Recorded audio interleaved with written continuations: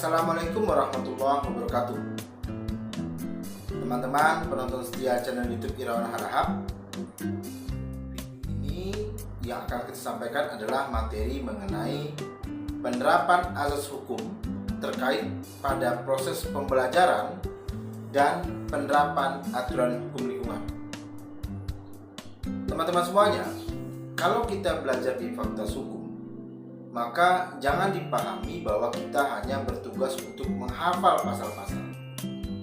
Di kelas selalu saya sampaikan kepada teman-teman mahasiswa, jangan pernah menghafal pasal, tapi pahamilah pasal-pasal yang ada. Karena bagaimanapun, dengan sendirinya, kalau kita sudah melewati proses membaca, meresapi, lalu kemudian memahami isi pasal-pasal yang ada, tentu saja kita dengan sendirinya hafal dengan pasal-pasal itu. Dan ingat, kita tidak perlu semuanya kita hafal, ya. Ada pertanyaan begini, Pak, apakah saya perlu menghafal semua pasal yang ada? Saya katakan tidak. Anda tidak perlu menghafal pasal-pasal yang ada. Tapi simpelnya, kalau pasal-pasal tertentu itu dihafal oleh umumnya mahasiswa Fakultas Hukum, dan kamu tidak hafal, maka itu menjadi tanda tanya. Tetapi jangan pasal yang kemudian Anda pikirkan, tapi pahamilah hal-hal lainnya, antara adalah azas hukum. Karena keberlakuan aturan itu juga dipengaruhi dengan adanya azas hukum yang berlaku. Rekan-rekan semuanya, kita kenal ada 3 azas hukum terkait dengan penerapan sebuah aturan hukum. Yang pertama adalah lex specialis derogat legi generalis. Nah, intinya apa? Ketentuan yang bersifat khusus akan mengenyampingkan ketentuan yang bersifat umum. Saya contohkan begini. Kalau kita baca KUH pidana atau kitab undang-undang hukum pidana, di antara demikian banyak pasal juga ada yang membahas mengenai aspek lingkungan.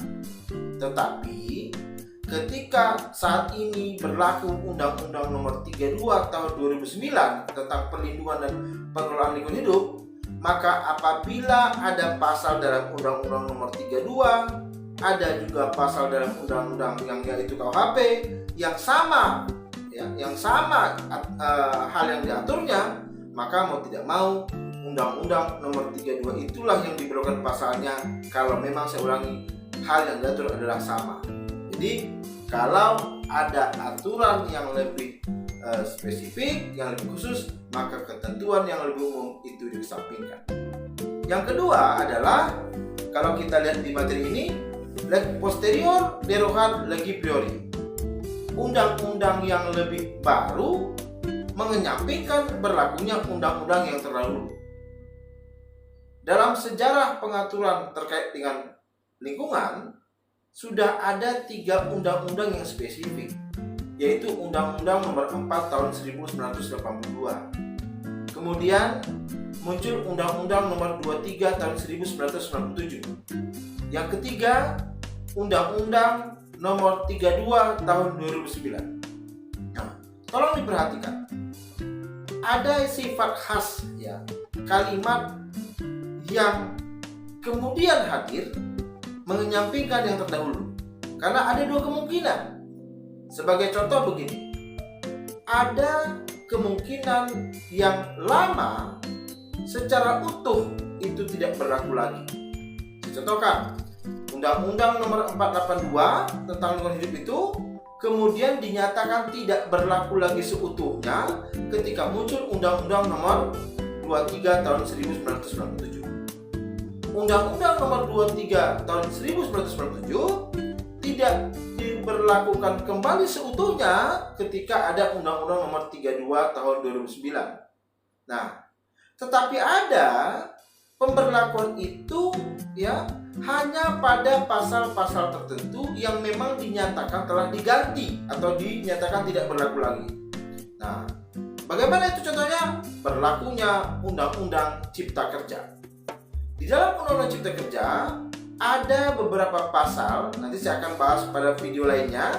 Ada beberapa pasal di Undang-Undang Nomor 32 Tahun 2009 dinyatakan tidak berlaku lagi dengan munculnya beberapa pasal terkait dengan lingkungan hidup, tetapi diaturnya dalam Undang-Undang Cipta Kerja. Jadi pasal-pasal tertentu dalam Undang-Undang Cipta Kerja ternyata menjadikan beberapa pasal di dalam Undang-Undang Nomor 32 Tahun 2009 tidak berlaku lagi, dengan catatan undang-undangnya masih berlaku, tetapi beberapa pasalnya dinyatakan tidak berlaku lagi. Yang ketiga adalah lex superior derogat legi inferiori. Ketentuan yang lebih tinggi tingkatannya menyampingkan ketentuan yang lebih rendah. Ini juga harus hati-hati. Ketentuan yang lebih tinggi menyampingkan ketentuan yang lebih rendah. Tetapi ada yang harus kita perhatikan. Yang lebih tinggi itu haruslah satu rumpun dengan yang lebih rendah. Jadi jangan dibenturkan aturan yang lebih rendah itu kok ternyata berbeda ya Pak dengan yang lebih tinggi, tetapi dia diberlakukan, dipatuhi. Nah, kalau Anda membandingkan itu dari rumpun yang berbeda, ya, maka tidak bisa. Jadi ada istilah apple to apple. Kita hanya bisa membandingkan ketentuan yang satu rumpun saja. 3 asas hukum ini rekan-rekan semuanya perlu teman-teman perhatikan, dan saya juga perhatikan, terutama ketika kita akan menganalisa sebuah peristiwa, menganalisa sebuah aturan hukum, menganalisa sebuah kasus. Jangan sampai kemudian kita salah menerapkan aturan hukum yang seharusnya diterapkan. Nah, pada pembelajaran hukum lingkungan nanti sampai selesai, kita harus hati-hati. Contohnya, kan kaitannya dengan air sumur, umpamanya begitu ya. Silakan Anda baca dalam KUHP, ada apa? Iya, tetapi kalau tentang pencemaran secara umumnya ada dalam Undang-Undang 32. Tetapi kalau sudah bicara masalah tata ruang, kerugian yang ditimbulkan oleh tata ruang, teman-teman semuanya, maka kita baca Undang-Undang Nomor 26 Tahun 2007 tentang penataan ruang. Tentang kehutanan bagaimana? Baca Undang-Undang Kehutanan. Ya, bagaimana tentang air? Bagaimana tentang baku mutu limbah dan sebagainya? Nah, ingat, kita harus rajin membaca perkembangan aturan hukum. Jangan sampai pertama mungkin sudah tidak berlaku lagi, atau mungkin kita tanpa sadar membandingkan aturan yang satu dengan yang lainnya, tetapi dia tidak satu rumpun, teman-teman semuanya. Saya menekuni hukum lingkungan itu sejak kelas semester 3 di Universitas Islam Indonesia di tahun 2000, dan saya merasakan ini adalah mata kuliah yang menarik, dan sampai saya memilih menjadi pengajar mata kuliah ini. Tetapi kita tidak boleh kemudian bermain asumsi. Pelajari aturan hukumnya, pahami aturan hukumnya. Dengan begitu kita tidak salah dalam mengambil kesimpulan ketika kita menganalisa sebuah peristiwa, menganalisa sebuah kasus, teman-teman semuanya. Demikian terkait dengan penerapan asas hukum dalam hukum lingkungan. Terima kasih. Assalamualaikum warahmatullahi wabarakatuh.